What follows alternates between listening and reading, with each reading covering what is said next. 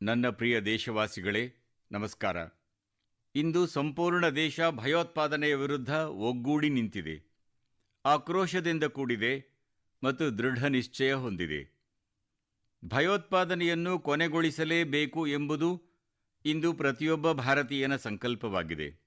ಸ್ನೇಹಿತರೆ, ಆಪರೇಷನ್ ಸಿಂಧೂರ್ ಸಮಯದಲ್ಲಿ ನಮ್ಮ ಸೇನಾ ಪಡೆಗಳು ಪ್ರದರ್ಶಿಸಿದ ಶೌರ್ಯ ಪ್ರತಿಯೊಬ್ಬ ಹಿಂದೂಸ್ಥಾನಿಯನನ್ನು ಹೆಮ್ಮೆ ಪಡುವಂತೆ ಮಾಡಿದೆ. ಗಡಿಯಾಚೆಗಿನ ಭಯೋತ್ಪಾದಕ ಅಡಗುದಾಣಗಳನ್ನು ನಮ್ಮ ಪಡೆಗಳು ನಿಖರತೆಯಿಂದ ಕರಾರುವಾಕ್ಕಾಗಿ ನಾಶಪಡಿಸಿರುವುದು ಅದ್ಭುತವಾಗಿದೆ. ಆಪರೇಷನ್ ಸಿಂಧೂರ್ ಪ್ರಪಂಚದಾದ್ಯಂತ ಭಯೋತ್ಪಾದನೆಯ ವಿರುದ್ಧದ ಹೋರಾಟಕ್ಕೆ ಹೊಸ ಭರವಸೆ ನೀಡಿದೆ, ಉತ್ಸಾಹ ತುಂಬಿದೆ. ಸ್ನೇಹಿತರೆ, ಆಪರೇಷನ್ ಸಿಂಧೂರ್ ಕೇವಲ ಮಿಲಿಟರಿ ಕಾರ್ಯಾಚರಣೆಯಲ್ಲ, ಇದು ನಮ್ಮ ದೃಢ ನಿಶ್ಚಯ, ಧೈರ್ಯ ಮತ್ತು ಬದಲಾಗುತ್ತಿರುವ ಭಾರತದ ಚಿತ್ರಣವಾಗಿದೆ. ಈ ಚಿತ್ರಣ ಇಡೀ ದೇಶವನ್ನು ದೇಶಭಕ್ತಿಯ ಭಾವನೆಯಿಂದ ತುಂಬಿಸಿದೆ, ತ್ರಿವರ್ಣದಲ್ಲಿ ರಂಗು ಮೇಳೈಸಿದೆ. ದೇಶದ ವಿವಿಧ ನಗರಗಳು, ಗ್ರಾಮಗಳು ಮತ್ತು ಸಣ್ಣ ಪುಟ್ಟ ಪಟ್ಟಣಗಳಲ್ಲಿ ತ್ರಿವರ್ಣ ಧ್ವಜ ಯಾತ್ರೆ ಕೈಗೊಳ್ಳಲಾಗುತ್ತಿದ್ದುದನ್ನು ನೀವು ನೋಡಿರಬಹುದು. ಸಾವಿರಾರು ಜನರು ಕೈಯಲ್ಲಿ ತ್ರಿವರ್ಣ ಧ್ವಜ ಹಿಡಿದುಕೊಂಡು ದೇಶದ ಸೇನೆಗೆ ಗೌರವ ಸಲ್ಲಿಸಲು ಮುಂದೆ ಬಂದರು. ಅನೇಕ ನಗರಗಳಲ್ಲಿ ಹೆಚ್ಚಿನ ಸಂಖ್ಯೆಯ ಯುವಕರು ನಾಗರಿಕ ರಕ್ಷಣಾ ಸ್ವಯಂ ಸೇವಕರಾಗಲು ಒಗ್ಗೂಡಿದರು ಮತ್ತು ಚಂಡೀಗಢದ ವಿಡಿಯೋಗಳು ಸಾಕಷ್ಟು ವೈರಲ್ ಆಗಿರುವುದನ್ನು ನಾವು ಕಂಡಿದ್ದೇವೆ.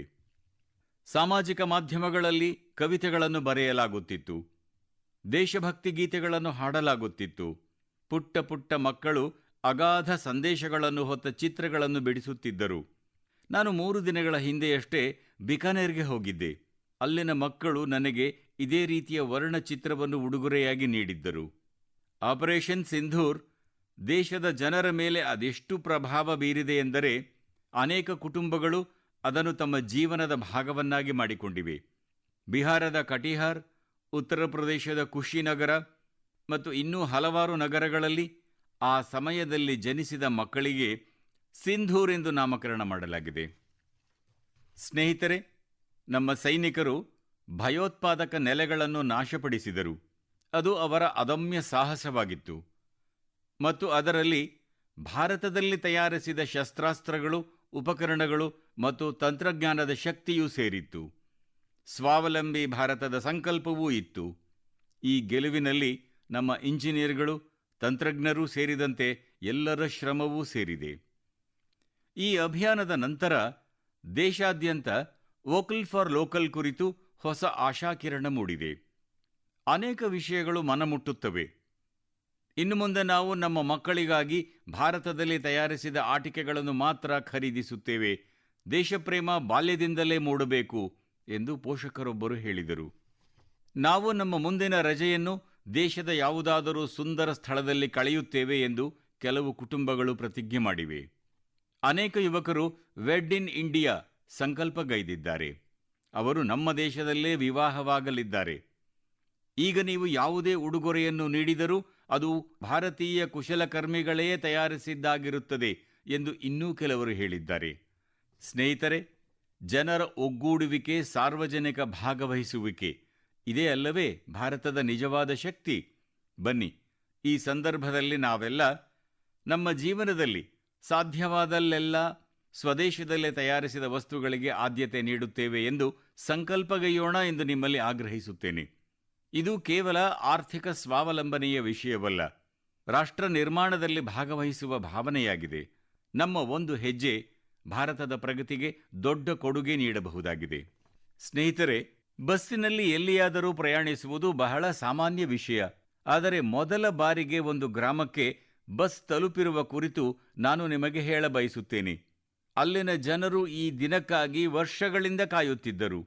ಮೊದಲ ಬಾರಿ ಗ್ರಾಮಕ್ಕೆ ಬಸ್ ತಲುಪಿದಾಗ ಜನ ಅದನ್ನು ಡೋಲು ಢಕ್ಕೆ ಬಾರಿಸುವ ಮೂಲಕ ಸ್ವಾಗತಿಸಿದರು. ಬಸ್ ನೋಡಿದ ಜನರ ಸಂತೋಷ ತುಂಬಾ ಮೇರೆ ಮೀರಿತ್ತು. ಗ್ರಾಮಕ್ಕೆ ಡಾಂಬರೀಕರಣ ಮಾಡಿದ ರಸ್ತೆ ಇತ್ತು, ಜನರಿಗೆ ಬಸ್ನ ಅವಶ್ಯಕತೆಯೂ ಇತ್ತು.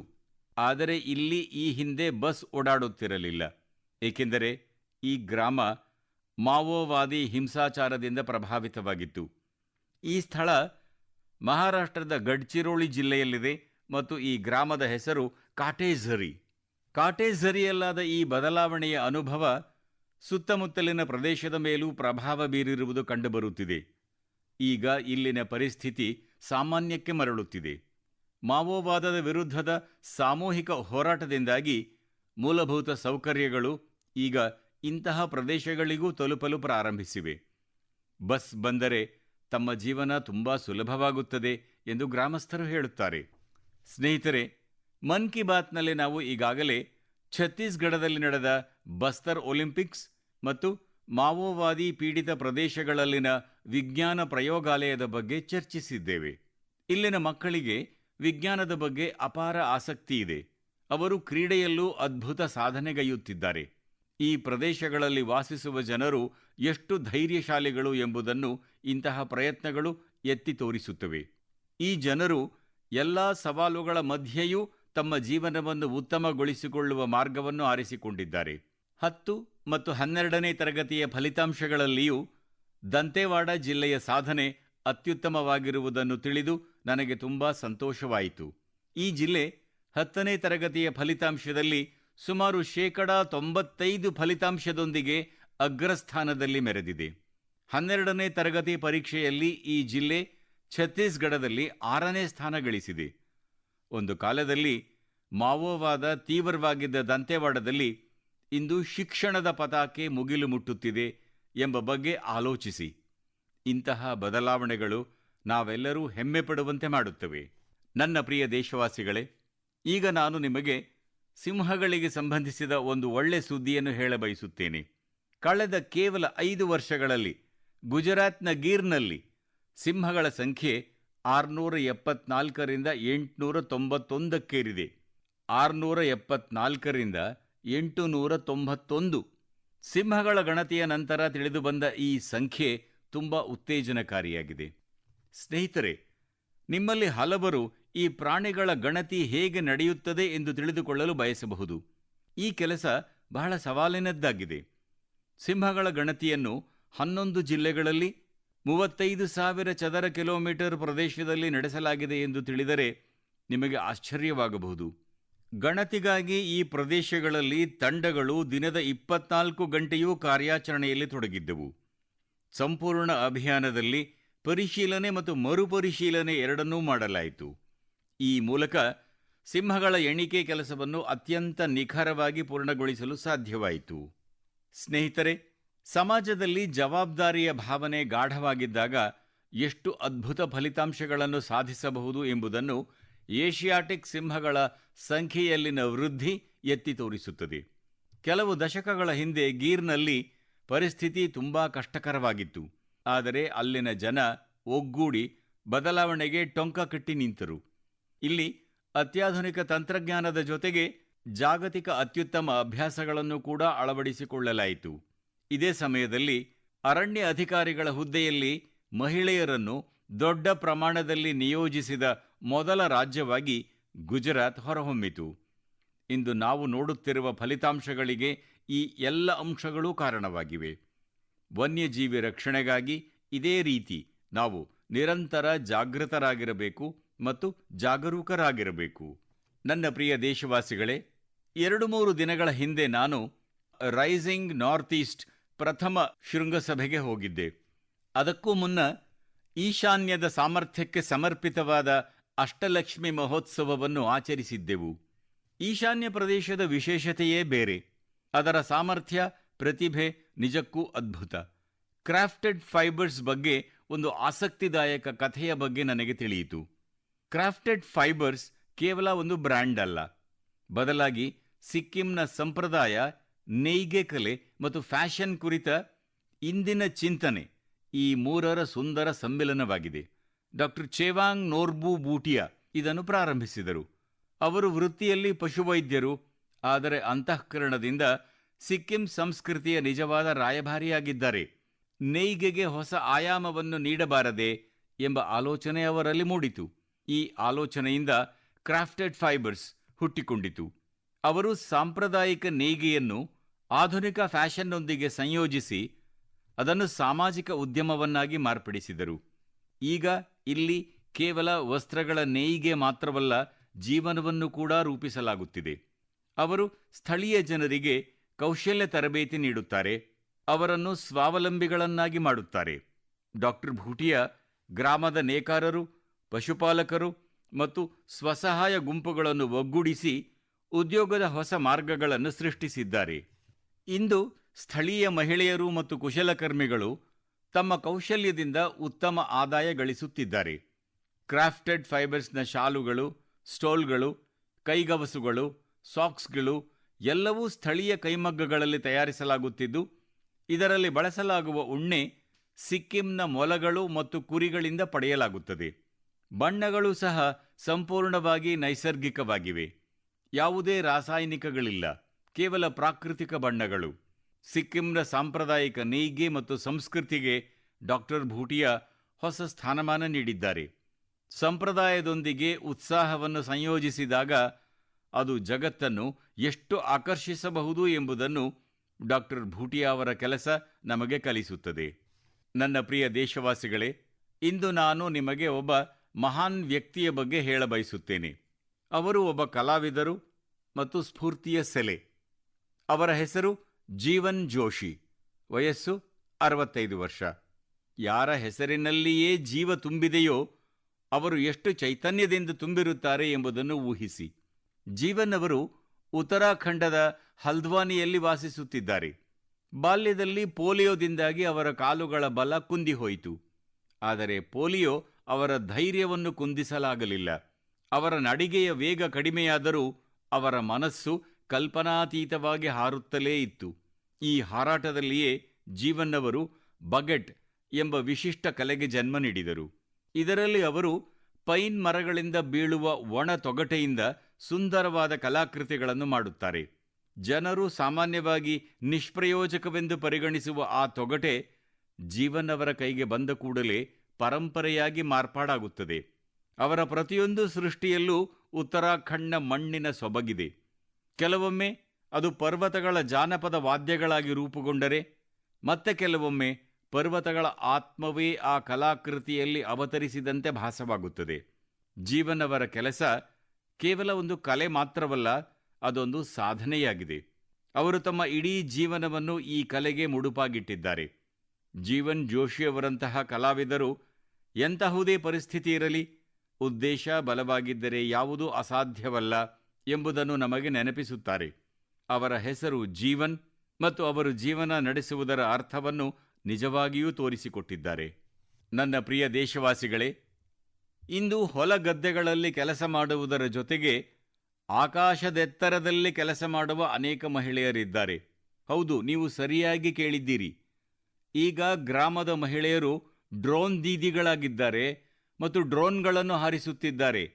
ಕೃಷಿಯಲ್ಲಿ ಹೊಸ ಕ್ರಾಂತಿ ತರುತ್ತಿದ್ದಾರೆ. ಸ್ನೇಹಿತರೆ, ತೆಲಂಗಾಣದ ಸಂಗಾರೆಡ್ಡಿ ಜಿಲ್ಲೆಯಲ್ಲಿ ಕೆಲ ಸಮಯದ ಹಿಂದೆ ಇತರರನ್ನು ಅವಲಂಬಿಸಬೇಕಾಗಿದ್ದ ಮಹಿಳೆಯರು ಇಂದು ಡ್ರೋನ್ ಸಹಾಯದಿಂದ 50 ಎಕರೆ ಭೂಮಿಯಲ್ಲಿ ಔಷಧಿ ಸಿಂಪಡಿಸುವ ಕೆಲಸವನ್ನು ಪೂರ್ಣಗೊಳಿಸುತ್ತಿದ್ದಾರೆ. ಬೆಳಿಗ್ಗೆ 3 ಗಂಟೆ, ಸಂಜೆ 2 ಗಂಟೆ ಕೆಲಸ ಮಾಡಿದರೆ ಆಯಿತು. ಬಿಸಿಲಿಗೆ ಬೇಯಬೇಕಿಲ್ಲ, ವಿಷಕಾರಿ ರಾಸಾಯನಿಕಗಳ ಅಪಾಯವಿಲ್ಲ. ಸ್ನೇಹಿತರೆ, ಗ್ರಾಮಸ್ಥರು ಕೂಡ ಈ ಬದಲಾವಣೆಯನ್ನು ಹೃದಯಪೂರ್ವಕವಾಗಿ ಸ್ವೀಕರಿಸಿದ್ದಾರೆ. ಈಗ ಈ ಮಹಿಳೆಯರನ್ನು ಡ್ರೋನ್ ಆಪರೇಟರ್ಗಳು ಎಂದು ಕರೆಯಲಾಗುವುದಿಲ್ಲ, ಬದಲಿಗೆ ಸ್ಕೈ ವಾರಿಯರ್ಸ್ ಎಂದು ಕರೆಯಲಾಗುತ್ತದೆ. ತಂತ್ರಜ್ಞಾನ ಮತ್ತು ದೃಢ ಸಂಕಲ್ಪ ಒಗ್ಗೂಡಿದಾಗ ಬದಲಾವಣೆ ಸಂಭವಿಸುತ್ತದೆ ಎಂದು ಈ ಮಹಿಳೆಯರು ನಿರೂಪಿಸಿದ್ದಾರೆ. ನನ್ನ ಪ್ರಿಯ ದೇಶವಾಸಿಗಳೇ, ಅಂತಾರಾಷ್ಟ್ರೀಯ ಯೋಗ ದಿನಕ್ಕೆ 1 ತಿಂಗಳಿಗಿಂತ ಕಡಿಮೆ ಸಮಯ ಉಳಿದಿದೆ. ನೀವು ಇನ್ನೂ ಯೋಗಾಭ್ಯಾಸದಿಂದ ದೂರವಿದ್ದರೆ ಕೂಡಲೇ ಯೋಗಾಭ್ಯಾಸ ಆರಂಭಿಸಿ ಎಂಬುದನ್ನು ಈ ಸಂದರ್ಭ ನಮಗೆ ನೆನಪಿಸುತ್ತದೆ. ಯೋಗಾಭ್ಯಾಸ ನಿಮ್ಮ ಜೀವನದ ವಿಧಾನವನ್ನು ಬದಲಾಯಿಸುತ್ತದೆ. ಸ್ನೇಹಿತರೆ, ಜೂನ್ 21, 2015ರಂದು ಯೋಗ ದಿನ ಪ್ರಾರಂಭವಾದಾಗಿನಿಂದ ಅದರ ಆಕರ್ಷಣೆ ನಿರಂತರವಾಗಿ ವೃದ್ಧಿಸುತ್ತಿದೆ. ಈ ವರ್ಷವೂ ಸಹ ಯೋಗ ದಿನದ ಬಗ್ಗೆ ಪ್ರಪಂಚದಾದ್ಯಂತ ಜನರ ಉತ್ಸಾಹ ಮತ್ತು ಹುಮ್ಮಸ್ಸು ಕಂಡುಬರುತ್ತಿದೆ. ವಿವಿಧ ಸಂಸ್ಥೆಗಳು ತಮ್ಮ ಸಿದ್ಧತೆಯಲ್ಲಿ ತೊಡಗಿಕೊಂಡಿವೆ. ಕಳೆದ ವರ್ಷಗಳ ಫೋಟೋಗಳು ನನಗೆ ತುಂಬಾ ಸ್ಫೂರ್ತಿ ನೀಡಿವೆ. ಕೆಲವು ವರ್ಷಗಳಲ್ಲಿ ವಿವಿಧ ದೇಶಗಳಲ್ಲಿ ಜನರು ಯೋಗ ಸರಪಳಿ ಮತ್ತು ಯೋಗ ರಿಂಗ್ ತಯಾರಿಸಿರುವುದನ್ನು ನಾವು ನೋಡಿದ್ದೇವೆ. 4 ತಲೆಮಾರುಗಳು ಒಟ್ಟಿಗೆ ಯೋಗಾಭ್ಯಾಸ ಮಾಡುತ್ತಿರುವ ಇಂತಹ ಅನೇಕ ಚಿತ್ರಗಳಿವೆ. ಅನೇಕ ಜನರು ಯೋಗಾಭ್ಯಾಸಕ್ಕಾಗಿ ತಮ್ಮ ನಗರದ ಪ್ರತಿಷ್ಠಿತ ಸ್ಥಳಗಳನ್ನು ಆರಿಸಿಕೊಂಡರು. ಈ ಬಾರಿ ನೀವು ಕೂಡ ಯೋಗ ದಿನವನ್ನು ಆಸಕ್ತಿದಾಯಕ ರೀತಿಯಲ್ಲಿ ಆಚರಿಸುವ ಬಗ್ಗೆ ಚಿಂತಿಸಬಹುದು. ಸ್ನೇಹಿತರೆ, ಆಂಧ್ರಪ್ರದೇಶ ಸರ್ಕಾರ ಯೋಗ ಆಂಧ್ರ ಅಭಿಯಾನವನ್ನು ಪ್ರಾರಂಭಿಸಿದೆ. ಇಡೀ ರಾಜ್ಯದಲ್ಲಿ ಯೋಗ ಸಂಸ್ಕೃತಿಯನ್ನು ಅಭಿವೃದ್ಧಿಪಡಿಸುವುದು ಇದರ ಉದ್ದೇಶವಾಗಿದೆ. ಈ ಅಭಿಯಾನದ ಅಡಿಯಲ್ಲಿ 10 ಲಕ್ಷ ಯೋಗ ಸಾಧಕರ ಗುಂಪನ್ನು ರಚಿಸಲಾಗುತ್ತಿದೆ. ಈ ವರ್ಷ ವಿಶಾಖಪಟ್ಟಣದಲ್ಲಿ ನಡೆಯುವ ಯೋಗ್ ದಿವಸ್ ಕಾರ್ಯಕ್ರಮದಲ್ಲಿ ಭಾಗವಹಿಸಲು ನನಗೆ ಅವಕಾಶ ದೊರೆಯಲಿದೆ.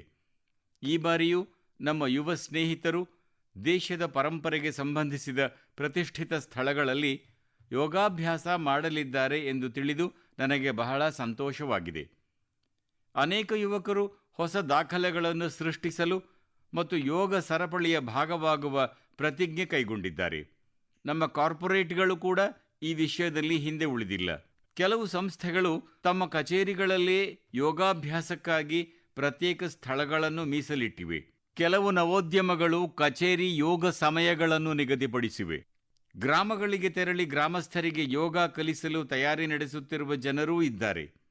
ಆರೋಗ್ಯ ಮತ್ತು ದೇಹದಾರ್ಢ್ಯತೆ ಬಗ್ಗೆ ಜನರ ಈ ತಿಳುವಳಿಕೆ ನನಗೆ ಅತೀವ ಸಂತಸ ನೀಡುತ್ತದೆ.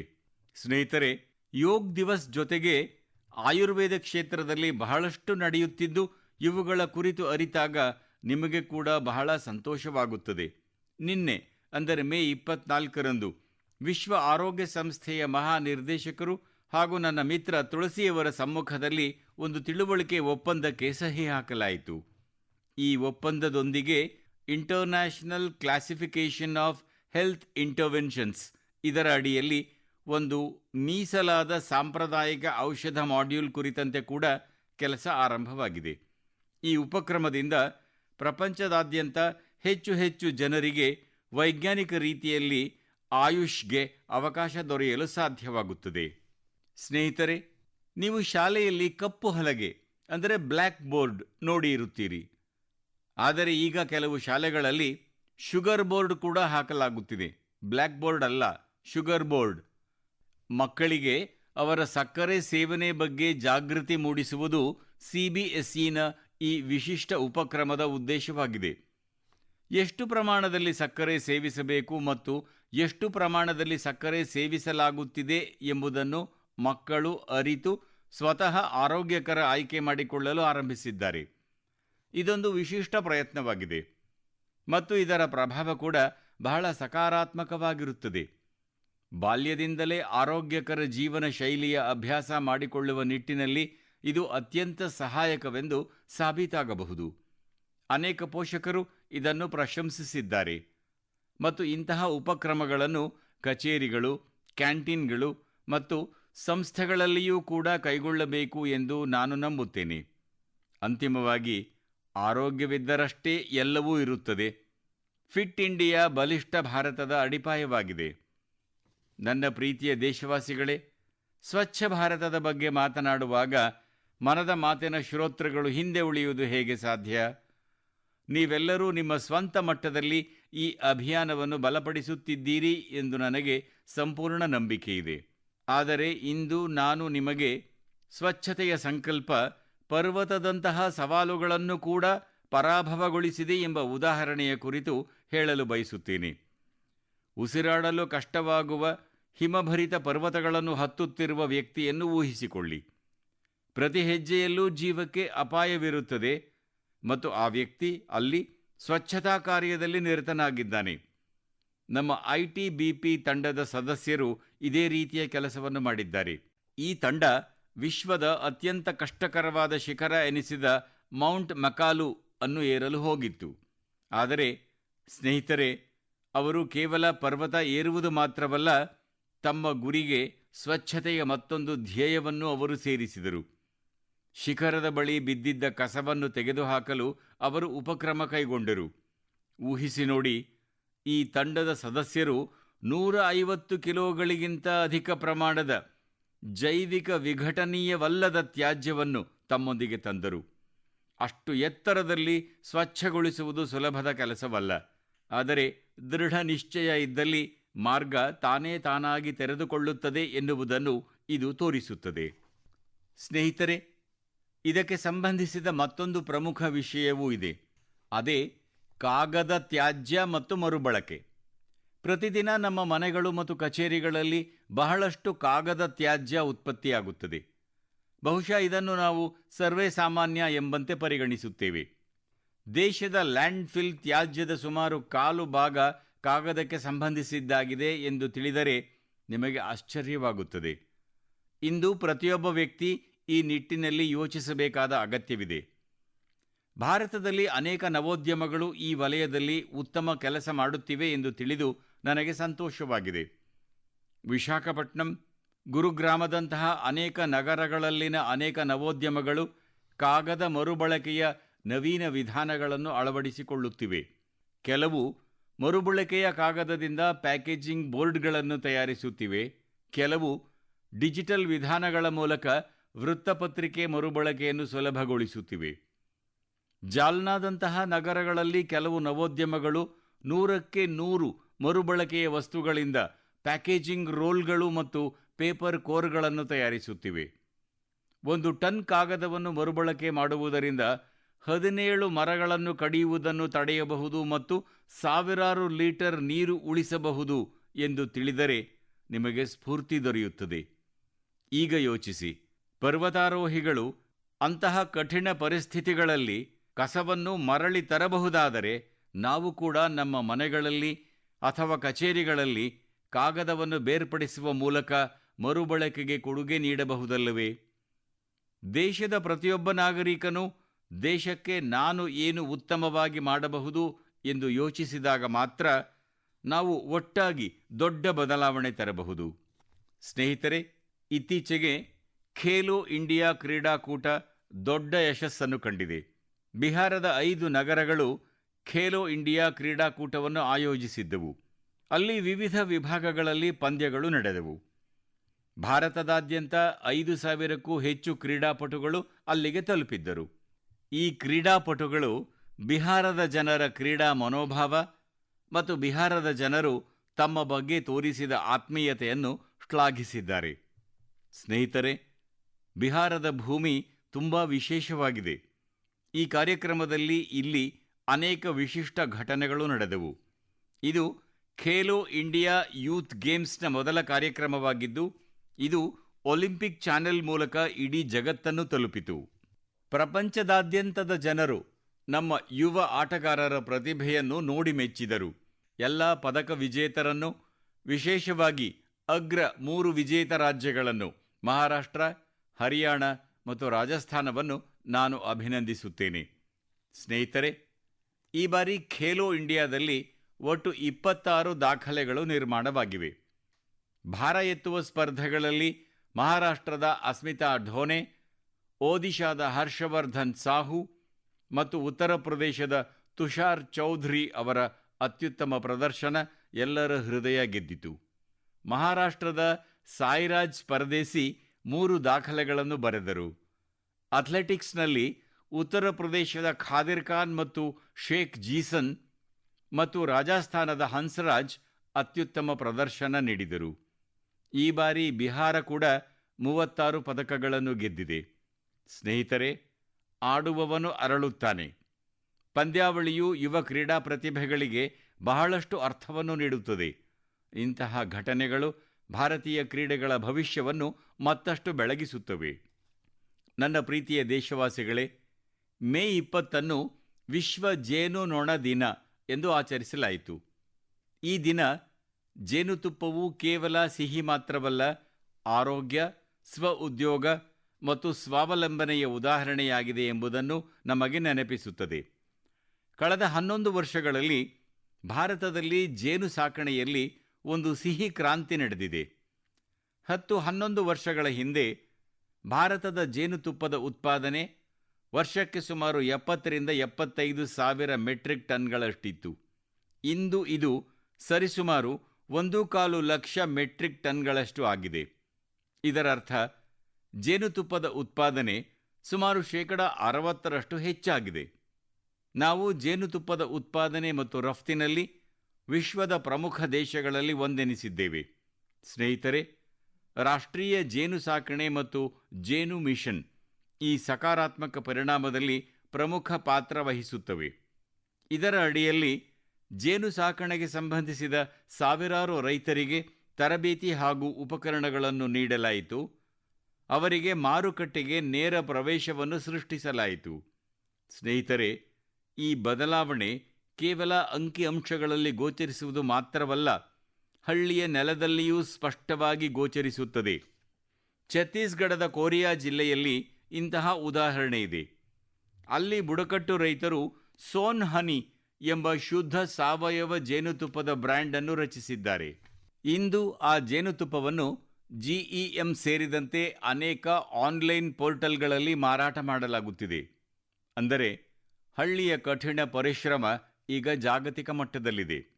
ಇದೇ ರೀತಿ ಉತ್ತರ ಪ್ರದೇಶ, ಗುಜರಾತ್, ಜಮ್ಮು ಕಾಶ್ಮೀರ, ಪಶ್ಚಿಮ ಬಂಗಾಳ ಮತ್ತು ಅರುಣಾಚಲ ಪ್ರದೇಶದ ಸಾವಿರಾರು ಮಹಿಳೆಯರು ಮತ್ತು ಯುವಕರು ಈಗ ಜೇನುತುಪ್ಪದ ಉದ್ಯಮಿಗಳಾಗಿದ್ದಾರೆ. ಸ್ನೇಹಿತರೆ, ಈಗ ಜೇನುತುಪ್ಪದ ಪ್ರಮಾಣದ ಮೇಲೆ ಮಾತ್ರವಲ್ಲದೆ ಅದರ ಶುದ್ಧತೆಯ ಮೇಲೂ ಕೆಲಸ ಮಾಡಲಾಗುತ್ತಿದೆ. ಕೆಲವು ನವೋದ್ಯಮಗಳು ಈಗ ಜೇನುತುಪ್ಪದ ಗುಣಮಟ್ಟವನ್ನು ಕೃತಕ ಬುದ್ಧಿಮತ್ತೆ ಮತ್ತು ಡಿಜಿಟಲ್ ತಂತ್ರಜ್ಞಾನದೊಂದಿಗೆ ಪ್ರಮಾಣೀಕರಿಸುತ್ತಿವೆ. ಮುಂದಿನ ಬಾರಿ ನೀವು ಜೇನುತುಪ್ಪವನ್ನು ಖರೀದಿಸಿದಾಗ ಈ ಜೇನುತುಪ್ಪದ ಉದ್ಯಮಿಗಳು ತಯಾರಿಸಿದ ಜೇನುತುಪ್ಪವನ್ನು ಪ್ರಯತ್ನಿಸಿ ನೋಡಿ. ಸ್ಥಳೀಯ ರೈತರು, ಮಹಿಳಾ ಉದ್ಯಮಿಗಳಿಂದ ಜೇನುತುಪ್ಪವನ್ನು ಖರೀದಿಸಲು ಪ್ರಯತ್ನಿಸಿ, ಏಕೆಂದರೆ ಅದರ ಪ್ರತಿ ಹನಿಯೂ ರುಚಿಯನ್ನು ಮಾತ್ರವಲ್ಲದೆ ಭಾರತದ ಕಠಿಣ ಪರಿಶ್ರಮ ಮತ್ತು ಭರವಸೆಯನ್ನು ಸಹ ಹೊಂದಿದೆ. ಈ ಜೇನುತುಪ್ಪದ ಮಾದರಿಯ ಸ್ವಾವಲಂಬಿ ಭಾರತದ ರುಚಿಯಾಗಿದೆ. ಸ್ನೇಹಿತರೆ, ಜೇನಿಗೆ ಸಂಬಂಧಿಸಿದಂತೆ ದೇಶದ ಪ್ರಯತ್ನಗಳ ಬಗ್ಗೆ ನಾವು ಮಾತನಾಡುವಾಗ ಮತ್ತೊಂದು ಉಪಕ್ರಮದ ಬಗ್ಗೆ ನಿಮಗೆ ಹೇಳಲು ನಾನು ಬಯಸುತ್ತೇನೆ. ಜೇನ್ನೊಣಗಳ ಸಂರಕ್ಷಣೆ ಕೇವಲ ನಮ್ಮ ಪರಿಸರಕ್ಕೆ ಪ್ರಯೋಜನಕಾರಿ ಮಾತ್ರವಲ್ಲದೆ ನಮ್ಮ ಕೃಷಿ ಹಾಗೂ ಭವಿಷ್ಯದ ಪೀಳಿಗೆಯ ಜವಾಬ್ದಾರಿಯೂ ಹೌದು ಎನ್ನುವುದನ್ನು ಇದು ನಮಗೆ ನೆನಪಿಸುತ್ತದೆ. ಇದು ಪುಣೆ ನಗರದ ಒಂದು ಉದಾಹರಣೆಯಾಗಿದೆ. ಅಲ್ಲಿ ಒಂದು ವಸತಿ ಸಮುಚ್ಚಯದಲ್ಲಿ ಒಂದು ಜೇನುಗೂಡನ್ನು ತೆಗೆದುಹಾಕಲಾಯಿತು. ಬಹುಶಃ ಸುರಕ್ಷತೆ ಅಥವಾ ಭಯ ಇದಕ್ಕೆ ಕಾರಣವಿರಬಹುದು. ಆದರೆ ಈ ಘಟನೆ ಕೆಲವರಿಗೆ ಯೋಚಿಸುವಂತೆ ಮಾಡಿತು. ಅಮಿತ್ ಎಂಬ ಹೆಸರಿನ ಯುವಕ ಜೇನ್ನೊಣಗಳನ್ನು ತೊಲಗಿಸಬಾರದು, ಅವುಗಳನ್ನು ರಕ್ಷಿಸಬೇಕೆಂದು ನಿರ್ಧರಿಸಿದರು. ಅವರು ಸ್ವತಃ ಜೇನ್ನೊಣಗಳ ಬಗ್ಗೆ ಅರಿತರು, ಅವುಗಳ ಬಗ್ಗೆ ಸಂಶೋಧನೆ ಮಾಡಿದರು, ಇತರರನ್ನು ಅದರಲ್ಲಿ ಸೇರಿಸಿಕೊಳ್ಳಲು ಆರಂಭಿಸಿದರು. ಕ್ರಮೇಣ ಅವರು ಒಂದು ತಂಡ ರಚಿಸಿದರು ಮತ್ತು ಆ ತಂಡಕ್ಕೆ ಬಿ ಫ್ರೆಂಡ್ಸ್, ಅಂದರೆ ಜೇನ್ನೊಣ ಮಿತ್ರರು ಎಂದು ಹೆಸರಿಟ್ಟರು. ಈಗ ಈ ಬಿ ಸ್ನೇಹಿತರು ಜೇನ್ನೊಣಗಳಿಂದ ಜನರಿಗೆ ಅಪಾಯವೂ ಆಗಬಾರದು, ಹಾಗೆಯೇ ಜೇನ್ನೊಣಗಳು ಜೀವಂತವಾಗಿಯೂ ಇರಬೇಕು ಎಂಬ ಉದ್ದೇಶದಿಂದ ಜೇನ್ನೊಣಗಳ ಗೂಡನ್ನು ಒಂದು ಸ್ಥಳದಿಂದ ಮತ್ತೊಂದು ಸ್ಥಳಕ್ಕೆ ಸುರಕ್ಷಿತ ವಿಧಾನದಲ್ಲಿ ವರ್ಗಾವಣೆ ಮಾಡುತ್ತಾರೆ. ಅಮಿತ್ ಅವರ ಈ ಪ್ರಯತ್ನದ ಪರಿಣಾಮ ಕೂಡ ಬಹಳ ಅದ್ಭುತವಾಗಿದೆ. ಜೇನ್ನೊಣಗಳ ಸಮುಚ್ಚಯವೂ ರಕ್ಷಿಸಲ್ಪಡುತ್ತಿದೆ, ಜೇನು ಉತ್ಪಾದನೆಯೂ ಹೆಚ್ಚುತ್ತಿದೆ, ಎಲ್ಲಕ್ಕಿಂತ ಮುಖ್ಯವಾಗಿ ಜನರಲ್ಲಿ ಜಾಗೃತಿಯೂ ಹೆಚ್ಚಾಗುತ್ತಿದೆ. ನಾವು ಪ್ರಕೃತಿಯೊಂದಿಗೆ ಸಾಮರಸ್ಯದಿಂದ ಕೆಲಸ ಮಾಡಿದಾಗ ಅದರ ಪ್ರಯೋಜನ ಪ್ರತಿಯೊಬ್ಬರಿಗೂ ದೊರೆಯುತ್ತದೆ ಎನ್ನುವುದನ್ನು ಈ ಉಪಕ್ರಮ ನಮಗೆ ತಿಳಿಯಪಡಿಸುತ್ತದೆ. ನನ್ನ ಪ್ರೀತಿಯ ದೇಶವಾಸಿಗಳೇ, ಇಂದಿನ ಮನದ ಮಾತಿನ ಈ ಸಂಚಿಕೆ ಇಲ್ಲಿಗೆ ಮುಗಿಸುತ್ತಿದ್ದೇನೆ. ದೇಶದ ಜನರ ಸಾಧನೆಗಳ ಕುರಿತು ಮತ್ತು ಸಮಾಜದ ಒಳಿತಿಗಾಗಿ ಅವರ ಪ್ರಯತ್ನಗಳ ಕುರಿತು ನನಗೆ ಇದೇ ರೀತಿ ಪತ್ರ ಬರೆಯುತ್ತೀರಿ. ಮನದ ಮಾತಿನ ಮುಂದಿನ ಸಂಚಿಕೆಯಲ್ಲಿ ಪುನಃ ಭೇಟಿಯಾಗೋಣ. ಹೊಸ ವಿಷಯಗಳ ಕುರಿತು, ದೇಶವಾಸಿಗಳ ಹೊಸ ಸಾಧನೆಗಳ ಕುರಿತು ಮಾತನಾಡೋಣ. ನಾನು ನಿಮ್ಮ ಸಂದೇಶಗಳಿಗಾಗಿ ನಿರೀಕ್ಷಿಸುತ್ತಿರುತ್ತೇನೆ. ನಿಮ್ಮೆಲ್ಲರಿಗೂ ಅನೇಕಾನೇಕ ಧನ್ಯವಾದ. ನಮಸ್ಕಾರ.